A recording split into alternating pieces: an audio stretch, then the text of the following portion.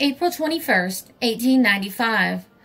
This remarkable narrative of the eruption of Krakatoa is, by the kindness of the publishers of the Cosmopolitan magazine, reprinted from the April number of that excellent journal, which gives the following brief biographical sketch of the author.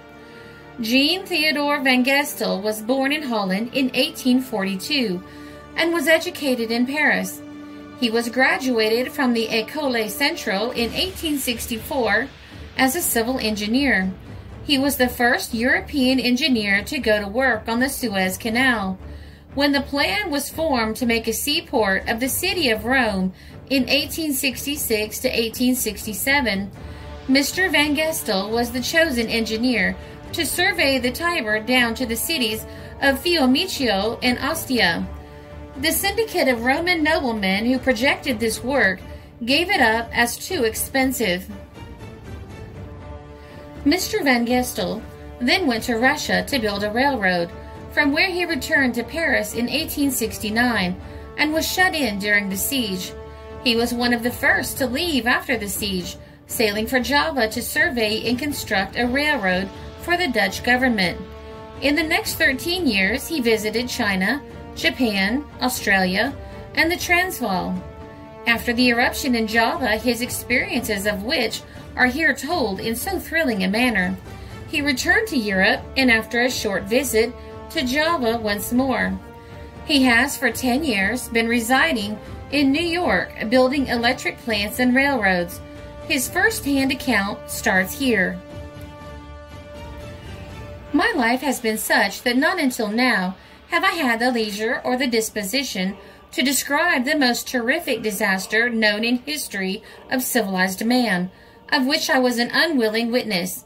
I left Paris, where I studied my profession of civil engineer after the Franco-Prussian War, and going to Java for the Dutch government, I surveyed Borneo, except Sarawak, Lombok, where there has so lately been fighting, and New Guinea, that land of almost virgin mystery.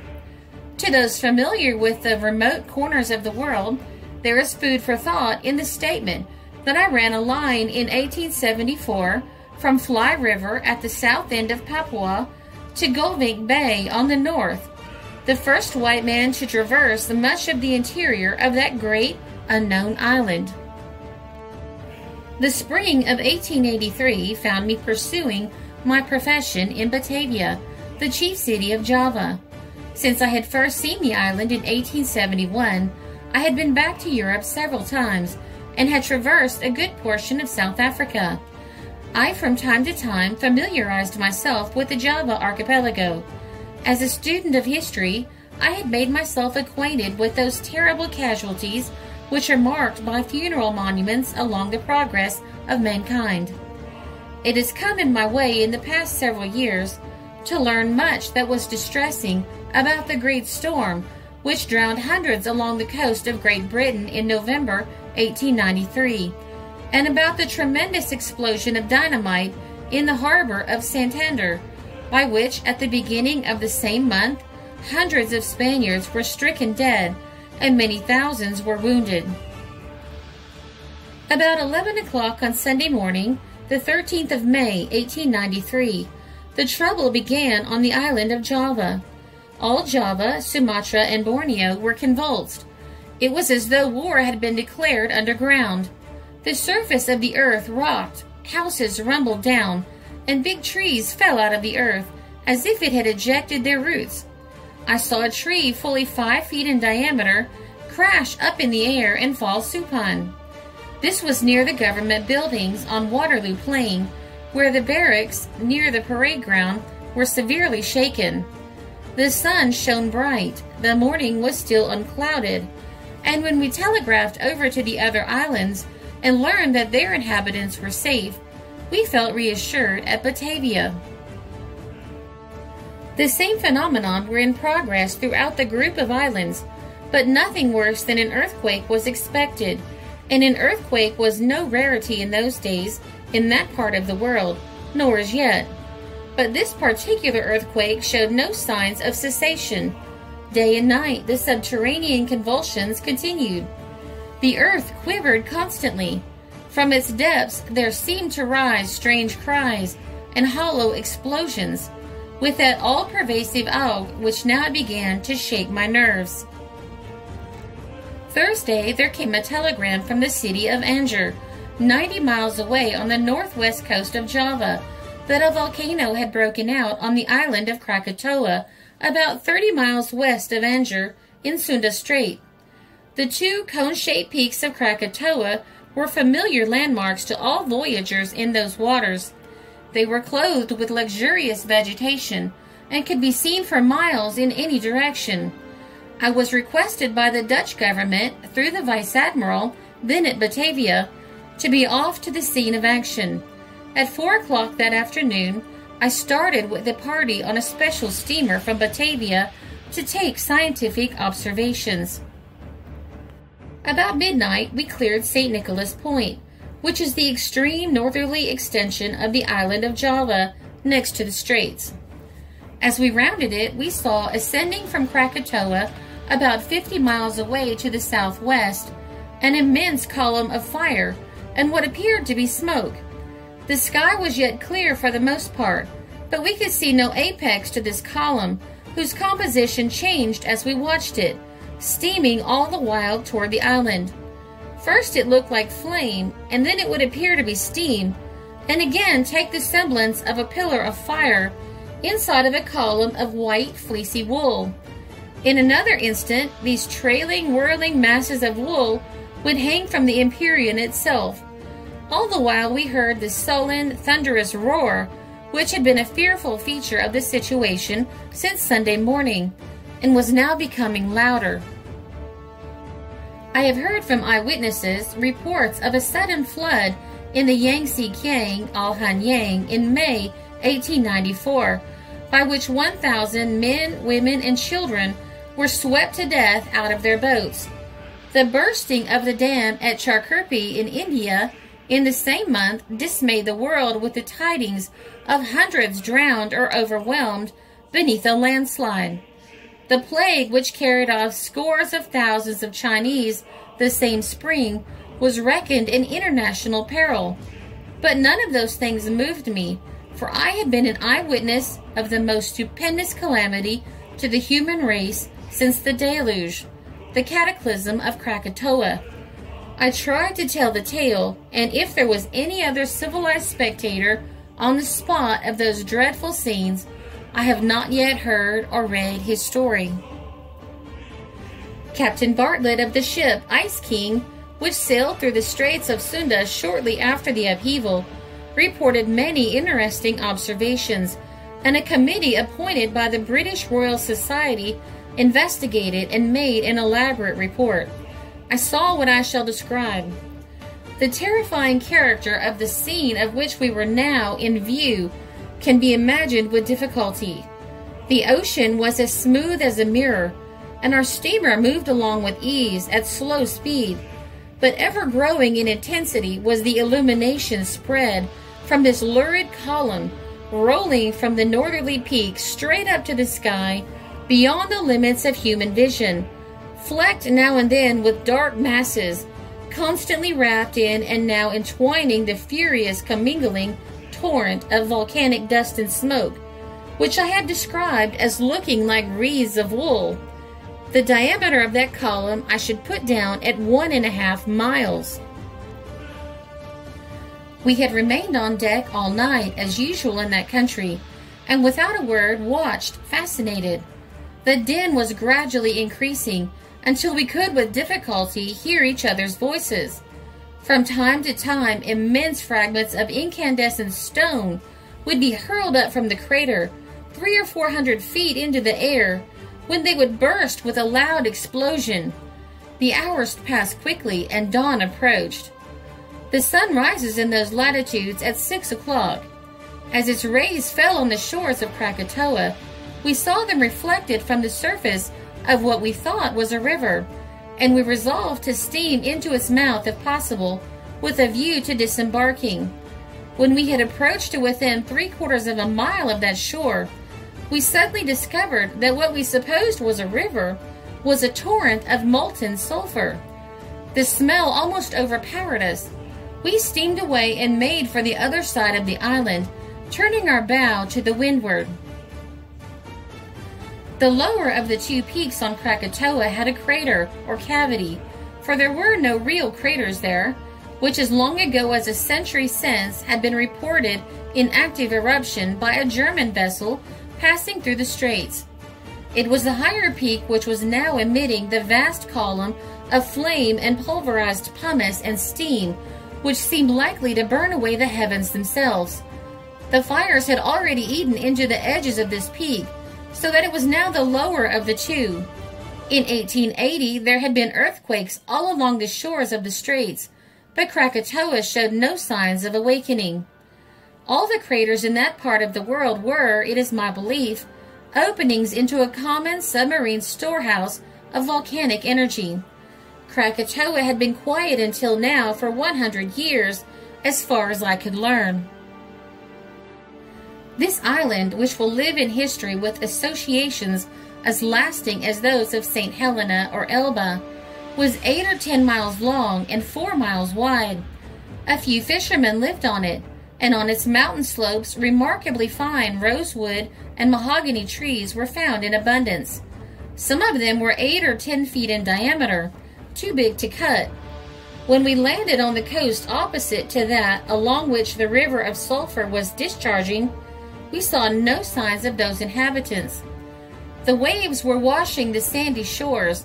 4 or 5 feet from the waterline rose a straight bank of powdered pumice stone, which was rained down constantly from the clouds that surrounded the column of fire. Everything human, everything natural, everything suggestive of life or growth had been annihilated from what had been a beautiful landscape. A hidden mass of burning stone and steaming ashes had been deposited over all. Trees 3 feet thick and which must have been 50 feet high were already nearly buried, their branches 12 inches thick sticking out here and there. Several of us landed, and I began walking inland. We sunk knee-deep in the loose pumice. It was of the consistency of snow and hot. Our feet began to blister. I climbed painfully up, walking inland in the direction of the crater, which I desired to measure with my sextant. At the third observation I made, I saw something trickling across the mirror of the sextant, and discovered that the quicksilver had melted and run away. I was more than a half mile now from the edge of the crater. My skin was roasting and cracking. The roar of the flames was so loud as to drown any other imaginable noise, save the detonations now and then of the bursting stones, which would fly into fragments far up over our heads, it seemed, and sift their burning dust upon us. From the first 300 feet from the edge of the crater, the ascending column was one uniform, white-hot mass of clear flame of dazzling brightness, of such scorching energy as to blast us into a cinder did we dare nearer approach. This column of flame was, as I have said, about 1.5 miles in diameter. I turned to retrace my footsteps and seek safety on the water. As I started to put my feet mechanically back into the prints they had made going up, I shuddered. The bottom of each footprint was red, aglow with fire from beneath. Here and there on the surface I saw the tracks of a pig's feet, the creature evidently panic-stricken in its race for life. Every human being, every animal, every bird on the island of Krakatoa must have perished by that time, and if we had not increased our speed, the same fate might have been ours. At last we got aboard again, and from the steamer's deck I photographed that awful scene, the fire pump playing all around me the while, wetting down the rigging, keeping the double awnings moist, and saturating the side of the ship. It was the only way to keep her from taking fire. That had been necessary since daylight. The steamer returned to Batavia, the roar from the great flame sounding continually in our ears, the glare from its fires gradually dimming in the distance. That roar and that glare lasted steadily day and night, until the 12th day of August. By that time, everybody had gotten used to it, and nobody spoke of it anymore. We supposed Krakatoa would burn itself out after a while and rest again, perhaps for another 100 years. In the meantime, I had taken up my residence in the city of Anger, on the Strait of Snedda, west of Batavia. It had, with its surroundings from Merrick Point to Bajenegor, about 60,000 inhabitants. I lived in a villa a mile back of the city, up the mountain slope. The city lay along the margin of the sea, the houses of brick and bamboo being nearly all 1 story high. Along the coast at each side of the city clustered groups of fishermen's huts, and their fishing boats by the score lay at anchor a short distance from shore. Over the low roofs of the city I could see far out over the strait to where the Krakatoa monster, 30 miles away, was belching out his awful and never-ending eruption. It was Sunday morning. I was sitting on the veranda of my house smoking a cigar and taking my morning cup of tea. The scene was a perfect one. Across the roofs of the native houses I could see the fishing smacks lying in the bay at anchor, the fishermen themselves being on shore at rest, as they did not work that day. The birds were singing in the grove at my back, and a moment before I had heard one of the servants moving around in the cottage. As my gaze rested on the masts of the little boats, of which there were several score in sight, I became suddenly aware of the fact that they were all moving in one direction. In an instant, to my intense surprise, they all disappeared. I ran out of the house, back up higher, to where I could command a better view, and looked far out into the sea. Instantly, a great glare of fire, right in the midst of the water, caught my eyes, and all the way across the bay and the strait, and in a straight line of flame to the very island of Krakatoa itself, the bottom of the sea seemed to have cracked open, so that the subterranean fires were belching forth. On either side of this wall of flames, down into the subaqueous chasm, the waters of the strait were pouring with a tremendous hissing sound, which seemed at every moment as if the flames would be extinguished, but they were not. There were twin cataracts, and between the 2 cataracts rose a great crackling wall of fire, hemmed in by clouds of steam of the same cottony appearance of which I have spoken of before. It was in this place that the fishing boats were disappearing, even as I looked, whirling down the hissing precipice, the roar of which was already calling out excited crowds in the city of Anger at my feet. The sight was such an extraordinary one that it took away the power of reason, and without attempting in any way to explain to myself what it was, I hurried and beckoned to someone, any human being, to a servant, we will say, to come and see it. Then, in a moment, while my eyes were turned, came an immense, deafening explosion, which was greater than we had heard as yet proceeding from Krakatoa. It stunned me, and it was a minute or two before I realized that when once more I turned my eyes towards the bay, I could see nothing. Darkness had instantly shrouded the world. Through this darkness, which was punctuated by distinct cries and groans, the falling of heavy bodies, and the creaking disruption of masses of brick and timber, most of all the roaring and crashing of breakers on the ocean, were audible. The city of Anger, with all its 60,000 people in and about it, had been blotted out, and if any living being save myself remained, I did not find it out then. One of those deafening explosions followed another, as some new submerged area was suddenly heaved up by the volcanic fire below, and the sea admitted to the hollow depths where that fire had raged for centuries. The awful surge of the maddened ocean as it rushed landward terrified me. I feared I would be engulfed. Mechanically, I ran back up the mountainside. My subsequent observations convinced me that at the first explosion, the ocean had burst a new crater under Krakatoa. At the second explosion, The big island, Doors and Deluge, had been split in two, so that a great strait separated what were the two halves.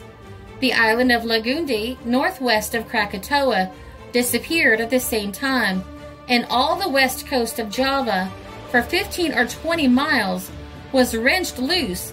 Many new islands were formed in that throw, which afterward disappeared. A map which I made not long afterward shows the change of the configuration of that part of the world. I walked on inland in a dazed condition, which seemed to last for hours. The high road from Anjer to the city of Serang was white and smooth and easy to follow, and I felt my way along it in the darkness. Soon after I began this singular journey, I met the native postman coming down the mountain towards Anjer with his two-wheeled mail cart. This carrier's vehicle was an iron box on an axle, running on two wheels, pulled by 4 ponies. I told the man what had happened and tried to get him to turn back, but he would not. I reached the city of Serang about 4 or 5 o'clock that afternoon, after having made one stop at a house on the way. This residence loomed up on the side of the road, offering me apparently a welcome refuge. I rushed in, thinking to find a relief from the intense heat under the shelter of its roof, but through the tiles of the flooring, little blue flames were flickering as I entered, and the house itself seemed like a furnace. The subterranean fires were at work even there, on the side of the mountain. Under the mass of flooring or masonry, I could not distinguish which, I saw the body of a woman in native garments. I rushed out, horrified, from this burning tomb. It was the residence, I learned afterward, of Controller Frankel, an officer of the government ranking immediately after the governor himself. I staggered blindly on my way. When I reached Serang, I was taken into the garrison and nursed for 2 days. I was supposed to be a lunatic. I started up in my sleep a half-dozen times in the first night, uttering cries of terror. I was soothed by drugs and enabled on the 3rd day to go to Batavia. Even then, the extent of the calamity was not known in Serang. At Batavia, I took the steamer for Singapore. On my return, sometime afterward, to the scene of this frightful experience, I learned further particulars of the force of the explosion. On Merak Point, where the government had been blasting rock, were an engine and several boilers used for compressed air. All of these, containing compressed air, had been hurled against the walls of the quarry and absolutely flattened out like sheets of paper. In Lombok, on the southeast coast of Sumatra, a wooden man-of-war belonging to the Dutch government and 2 barks of 200 to 300 tons each, one of them loaded with salt, had been thrown 150 feet up the mountainside into the trees by the tidal wave, which immediately followed after the explosion. For days thereafter, there was a thick coat of white ashes all over the island of Java. The ground was hot and crumbled to the touch. Every leaf and bit of vegetation had been consumed, and every creeping thing and living creature blasted and burned up. 600 miles away, it was necessary to burn lamps all day, and in the cities of Batavia, Samarang, and Sorabia, the carriage lamps were needed out of doors and gas indoors for some time. My investigation showed that there was 100 feet of water where the city of Anjer had been, so short a distance from my villa, and that the coastline was just 1½ miles further inland. It is there that the city of New Anjer has been built, and where all vessels for China, Japan, and Australia report to the regular telegraph station. Part of Prince Island, about 1/3 of it I should say, was obliterated, and the entire northwest coast of Java, including the fishing villages, was gone as far as St. Nicholas Point. It seemed to me to be a very moderate estimate that 100,000 lives were lost in Java, and 100,000 more in Lombok Bay on the coast of Sumatra, just opposite. Several entire towns were washed away there. In Lombok Bay, the pumice stone floated so thick upon the water that it reached a height of 30 feet, and steamers could not penetrate it, so that it was some time before the news of destruction along the Sumatran shores was received in Batavia. The Brooklyn, an American man-of-war, came steaming into Anjer 2 days after the report that from her decks thousands of broken bamboo houses, carbonized bodies, and floating masses of pumice stone had been observed. At that time, the northeast coast of Java was buried under 6 or 7 feet of ashes. A year later, an immense lump of pumice stone, undoubtedly cast up by this explosion, was found floating in the Mediterranean, covered with barnacles. Pulverized pumice and ashes are known to have been carried many thousands of miles and to have been held in suspension in the atmosphere for years. The atmosphere over the American continent was filled with minute particles which for weeks floated in the air. It would be folly to say that human intelligence will ever arrive at the accurate solution of the causes of this dread event, or even form a fair idea of its tremendous circumstances.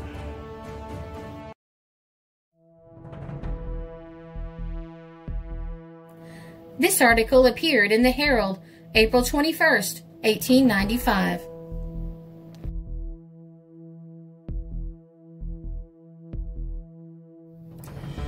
This is a Country Road production because history is fascinating.